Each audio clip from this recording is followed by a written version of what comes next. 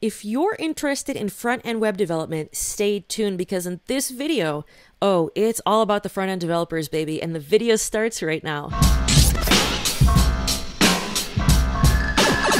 What's up, developers? It's RealToughCandy from RealToughCandy.com checking in with you guys today on one of my top picks for learning how to code in 2020.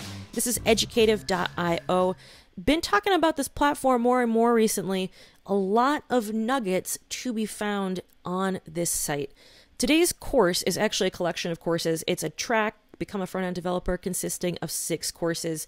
I thought we could check this one out, go through some of the content, go through what you're going to be learning. One thing to note right off the bat, there is not a video to be had on this site, and I know that's going to turn a lot of people off, but just to give the disclaimer, I know some people learn best with videos. This site does not have videos. And for some of us, that's really exciting because one of the downfalls of video-based dev education is that sometimes they go so slow. Even with that 2x speed button, sometimes we wish for 5x, 10x speed. The courses on Educative, whether it's this track or whatever else, there's different tracks just to show you guys the diversity here. Become a machine learning engineer, Python for programmers, React for front-end devs. There's a few others too, but these are all text-based, tons of playgrounds and tons of illustrations, a really rich learning experience without video. So it is possible, but just to give the disclaimer, no videos. So again, this one is 6 courses here, and they start you off with web development, a primer. We're going to check this one out in just a bit, but let's go through the course flow first. After that, they give you learn web development from scratch, go beyond the syntax. The complete advanced guide to CSS is next. Then they hit you with the JavaScript, build a real world app from scratch. Intermediate JavaScript with building front-end components, and then finishing it off with a complete guide to launching your website from local to live. Going into web development, a primer. This is a section I wish I would have seen in the educational materials I used when I was starting to learn this stuff. A lot of times people assume that you know the basics and they start you off just with, here's HTML, let's build something. I think learning about this stuff and absorbing it before you even touch anything is a sound approach. It can be really easy to get lost in just typing stuff and, seeing these projects and feeling validated, but then wondering, how is this actually working? What's going on? So this really is a primer, and it prepares you for building web applications. They talk about the OSI model, and that's just something you don't see in the typical bootcamp course. It's a theoretical thing. It's not like you implement it in any project. It really helps shape your thinking, and I think gives you a deeper appreciation for how complex this stuff really is. But having that appreciation, I know for me, it makes me a better programmer, it makes me a better developer, and my end products are better. Talking about the internet protocol and IP addresses, DNS lookups, this is good stuff too if you're planning on becoming a freelancer or doing consulting or deploying websites. This is an interesting flow with the web development primer because after networks, you go into databases. Static sites are indeed rad. I love working with them, but databases are valuable. They contain money. After all this thinking, all this pondering of networks and databases, you finally hit HTML and CSS and JavaScript down here. And this is where you start getting the code playgrounds. And this is probably one of the biggest features of Educative.io.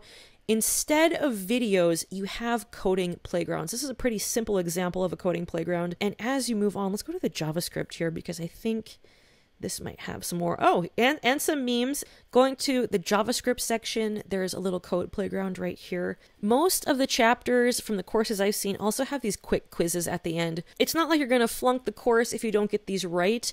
But I think it is a small but nice feature. So this is pretty cool. You have a shell right here, real time. You can just say, let's say ls and see what happens. See if this actually is cool. This actually works. Let's check out the coding playgrounds for the advanced guide to CSS. I don't remember what they look like. A little bit of color theory thrown out here.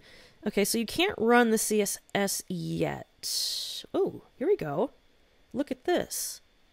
What happens if I do something like this? Or something like, I am learning all about colors. I am learning all about colors. Let's take this out. And it outputs it in real time. This is where this site does differentiate itself from many of the others, just from the granular options you have with the coding playgrounds. And we have a ton more here. Lots of stuff to do with colors. There's a project down here, build a movie order page. Let's see if there's a final product. They have the solution playground here with the output. Here's the HTML and your CSS, and all of this is editable. So if I went like this, what would happen? If I went to the output, and it updates right there. Let's do one more and just see what their projects are. I'm interested in seeing, because it's been a while since I've checked these out. Complete JavaScript course, build a real-world web app from scratch. I forgot what the project was. Notice here too that the code playgrounds are getting a little more intense now that JavaScript's in the mix. We have a few JavaScript files and some CSS. So the project is just actually one project, and it's 3 parts, I think. The social news web app part 3, and there's a part 2 up here, part 2, and then part 1, they're giving you the functional and technical requirements and implementation. So basically you're given this challenge in chunks, and what's interesting about this approach is that throwing out functional requirements and throwing out the implementation before you even code it, this is something you'd see in the real world.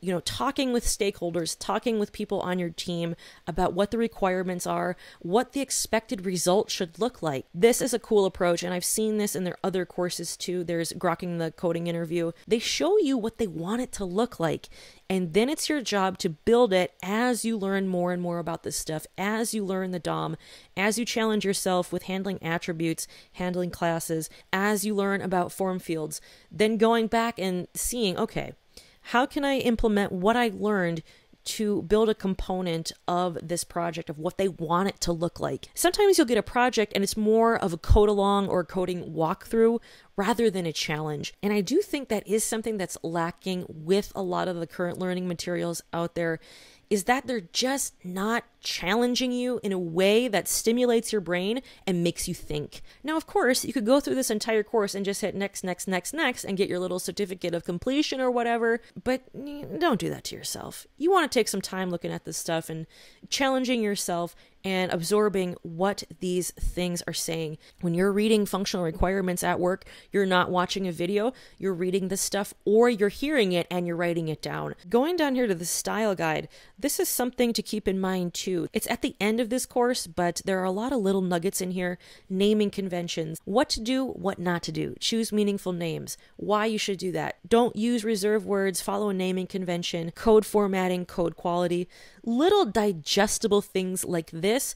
The information on this page is almost like a college textbook without rambling on, and it gets right to the point. Really, most everything on this page is pretty usable and pretty applicable. And then the last course, we'll just go through this real quick, is the complete guide to launching your website local to live. A lot of protein in this one, just like the rest of them, and a lot of practical stuff. Steps to register a domain name. When's the last time you saw that in a complete development bootcamp? Which, I love those courses. I love them. I love them, but you just don't learn this stuff. Step 1, brainstorm a name. Step 2, check for domain availability. Really procedural without being academic. I like the writing style. In my opinion, this front-end dev track and the courses inside, they're a home run. I do want to stress though, if you love videos, if you have to have your vids, these courses are not going to be much help to you. But if you can do without them, I think this track is worth the investment. You can buy it a la carte, but Educative also has a subscription plan. Check it out, link in the comment box. I'm a proud affiliate because I freaking love this platform. I might get a few bucks if you sign up for something, but they do have various subscription models. They're doing a sale right now. And with a subscription model, you get unlimited access to all of their materials, and there are a ton of them, and all of these have illustrations. They have the coding playgrounds, interview stuff, Java for programmers, React, plus they have the individual courses like the ones we saw inside the track. Some really interesting titles and some highly specific titles too. There really is something for everyone. Building Tesla's battery range calculator with React and Redux, rad project. Haven't seen that one a lot in portfolios, so maybe some good stuff here if you're trying to build your developer portfolio. But as you can see, it goes on and on and on and on. If you're using Educative, let me know what you think of the platform. I've recommended it quite a few times, but I'm interested in hearing your thoughts. Thanks for tuning in. I hope you're having a great day, and I'll see you in the next video.